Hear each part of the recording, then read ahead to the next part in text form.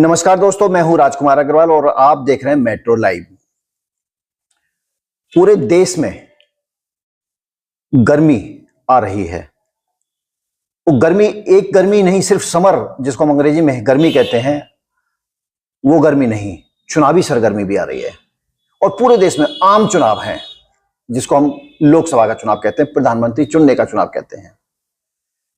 देश की राजधानी दिल्ली में 7 लोकसभा सीटें और 7 लोकसभा सीट पर भारतीय जनता पार्टी का परचम पिछले कई सालों से लहराता चला आ रहा है। लेकिन हम जहां बैठे हैं और जिस विषय पर आज बात कर रहे हैं वो पूर्वी दिल्ली की लोकसभा सीट, जिसमें कि अभी मौजूदा माननीय सांसद गौतम गंभीर जी हैं, लेकिन माननीय मोदी जी ने या पार्टी ने या भाजपा ने इस बार उनको चुनाव नहीं लड़ा करके पार्टी के ही बहुत वरिष्ठ कार्यकर्ता श्रीमान हर्ष मल्होत्रा जी, जो प्रदेश में महामंत्री थे, उनको चुनाव लड़ाया जा रहा है। और उसी पार्टी से एक कार्यकर्ता है हमारे साथ हैं, श्रीमान राहुल जी। उनसे जानेंगे पार्टी की गतिविधि क्या है, वो अपने सीट को, अपने क्षेत्र को, अपने सांसद को कैसे जीत लाएंगे। मैं उनसे बात करूंगा। राहुल जी, स्वागत है आपका। नमस्कार, बहुत बहुत धन्यवाद आपका। राहुल जी, मैं सीधे सीधे आपसे सवाल करता हूं। हमारे क्षेत्र के माननीय सांसद प्रत्याशी श्रीमान हर्ष मल्होत्रा जी एक निगम पार्षद का चुनाव लड़ करके निगम पार्षद में अपनी निगम में सरकार चला चुके हैं, और अब वो इस समय यानी कि ये कहें कि संसद के लिए चुनाव लड़ने की तैयारी में है और दिल्ली से उनको प्रत्याशी घोषित किया गया है। आप उनकी जो रचना है, और मैं ये कहूं इस बात को कि अपनी पूर्वी दिल्ली को वो कैसे पुनः हासिल करेंगे, वो ये भारतीय जनता पार्टी कैसे हासिल करेगी, उसके बारे में थोड़ा सा बताइए। देखिए, भारतीय जनता पार्टी का आपको पता है कि हमेशा चुनाव के मूड में रहती है। तो भाजपा ने तो चुनाव की तैयारी पिछले 1-1.5 साल से कर दी थी। भारतीय जनता पार्टी और बाकी पार्टियों में जो डिफरेंस है वो आज दिख रहा है।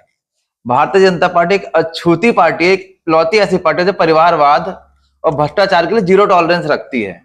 हमारे प्रधानमंत्री जी ने भी बोला था कि हम 400 सीटों पे जो भी उम्मीदवार उतार रहे हैं, जो हमारे कैंडिडेट जीतेंगे 400 सीटों पे, किसी के ऊपर भी कोई परिवारवाद और भ्रष्टाचार का कोई कलंक नहीं लगा होगा। अब बात करते हैं हम पूर्वी दिल्ली की। देखिए, पिछला लोकसभा चुनाव आपने देखा होगा 2019 का और 14 का भी देखा। दिल्ली की 7 सीटें भाजपा को मिली। दिल्ली की जनता को प्रधानमंत्री मोदी पे बहुत ज्यादा भरोसा है, मोदी की बातों पे, मोदी की नीतियों पे, क्योंकि भारतीय जनता पार्टी एक लौती ऐसी पार्टी जिन्होंने आज तक अपनी आइडियोलॉजी से समझौता नहीं करा।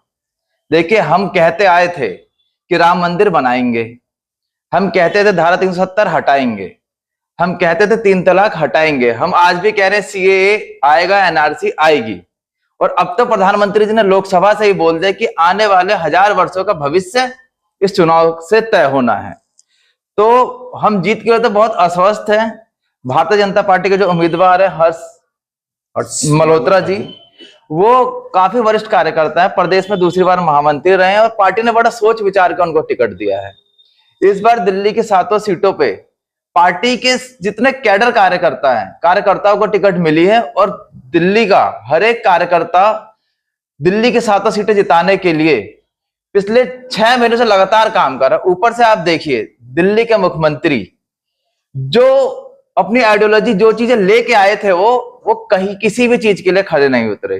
सबसे पहले वो विरोध करता था भ्रष्टाचार का, कि हम भ्रष्टाचार पे यानी एंटी करप्शन, और उनका चल रहा था कि हम भ्रष्टाचार को बंद करेंगे, लोकपाल लाएंगे। पर आज देश के सबसे बड़े भ्रष्टाचारी आज अगर कोई है तो वह अरविंद केजरीवाल जी। उन्होंने ये कहा था भ्रष्टाचार बंद करेंगे, लेकिन वो खुद ही जेल में भ्रष्टाचार के आरोप में बंद है। बिल्कुल। आप देखिए, दूसरी बात, वो परिवारवाद के भी खिलाफ थे, पर आज परिवारवाद में उन्होंने अपने गुरु लालू जी को भी पीछे छोड़ दिया। उनके गुरु लालू प्रसाद यादव जी ने कम से कम इस्तीफा देके अपनी बीवी को सीएम की कुर्सी पे बैठाया था, पर ये पहले इकलौते मुख्यमंत्री हैं जिन्होंने सीएम पद से इस्तीफा नहीं दिया, पर उनकी कुर्सी पर उनकी बीवी बैठी हैं और वहां से वाइफ दे रही हैं। तो ये तो कुर्सी पर रह के अपनी बीवी को अपनी कुर्सी पर बैठाने वाले परिवारवाद चला रहे हैं। देखिए, अरविंद केजरीवाल जी पूरे एक्सपोज हो चुके हैं दिल्ली में।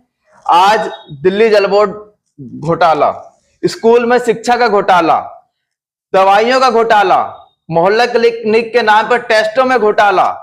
तो इनके सारी जो घोटाला है और जो इनकी जो नीतियां हैं दिल्ली की फेल हो चुकी हैं। जो फ्री वाइड की बात करते थे, दिल्ली को जब पाठशाला की जरूरत थी, भोजनशाला की जरूरत थी, तब इन्होंने मधुशाला खोली, मधुशाला दे दिया। तो उसका भी लोगों को बहुत ज्यादा टीस है। आप यकीन मानिए कि जब 1 वर्ष का जो वो अंतराल था, जब ये दारू फ्री, एक पे एक फ्री मिल रही थी, परिवार में जो लड़ाइयां होती हैं बहुत ज्यादा बढ़ गई थी, गृह क्लेश बढ़ गए थे। तो आज दिल्ली की जनता केजरीवाल जी को माफ नहीं करने वाली है। आज वो एक्सपोज हो चुके हैं और दिल्ली की जनता 7 सीटों पे मोदी जी को जिता के भेजने वाली है। बिल्कुल बिल्कुल बिल्कुल, आप बड़े आश्वस्त हैं इस बात को लेकर के। लेकिन मैं एक बात और आपके साथ में शेयर करूंगा। पूर्वी दिल्ली से ही जो आम आदमी के जो प्रत्याशी हैं, मोनू, कुलदीप कुमार मोनू जी, वो अभी मौजूदा विधायक हैं और उन्हीं को ये लोकसभा का प्रत्याशी बनाया गया है। आपको बता दें, वो एक एससी कैटेगरी से आते हैं और हर्षमल मल्होत्रा जी जनरल कैटेगरी से आते हैं। अपना आपका जो कैडर है काफी एससी कैडर भी है आपका, और वो एससी कैडर मुझे ऐसा लगता है कि वो कहीं एससी कुलदीप मोनू के साथ ना शिफ्ट हो जाए। उसके लिए आपकी क्या रचना है? देखिए, आज देश की जनता को मोदी गारंटी पे भरोसा है। प्रधानमंत्री जी ने देश को आश्वस्त करा है कि 2047 तक देश को विकसित राष्ट्र बनाना है, और विकसित राष्ट्र बनाने के लिए देश में सिर्फ अब 4 जातियां रह गई हैं, जो प्रधानमंत्री जी ने बोला है। हाँ, देश में एक जाति है युवा, एक जाति है महिला, एक जाति है गरीब और एक जाति है किसान। तो प्रधानमंत्री जी ने हमेशा जात पात को राजनीति से अलग रखा है और सबका साथ सबका विकास की बात करी है। और प्रधानमंत्री की जितनी योजनाएं हैं, उन सारी योजनाओं का सबसे ज्यादा लाभ अगर किसी एक समुदाय को मिला है तो वो है एससी समाज। और हम पूरे आश्वस्त हैं कि समाज राष्ट्रीय मुद्दों पे वोट करेगा। आज प्रधानमंत्री जी ने जो बोला है कि 2047 तक विकसित राष्ट्र बनाना है, तो विकसित राष्ट्र का जो सपना देश की जनता देख रही है प्रधानमंत्री के साथ, जो प्रधानमंत्री का विजन है उसके साथ है। और इन जात पात से ऊपर उठकर प्रधानमंत्री जी को, मोदी जी को फिर से तीसरी बार प्रधानमंत्री बनाने के लिए लोग वोट करेंगे। बहुत अच्छी बात राहुल जी ने बताई, और मैं ये कह सकता हूं इस बात को लेकर के कि राहुल जी क्या, राहुल जी की पार्टी क्या, पार्टी के प्रत्याशी क्या, इस बात को लेकर बड़े आश्वस्त हैं और उनको विश्वास है, क्योंकि विश्वास सिर्फ मोदी जी के ऊपर किया जा रहा है। और मोदी जी की गारंटी मुझे नहीं लगता आज तक कोई फेल हुई है। जिन्होंने 300 से अधिक ऐसी योजनाएं जो जनहित में दी हैं, उससे क्या गरीब, क्या रईस, क्या जाति, क्या अगड़ा, क्या पिछड़ा, सभी ने इन योजनाओं का लाभ उठाया है।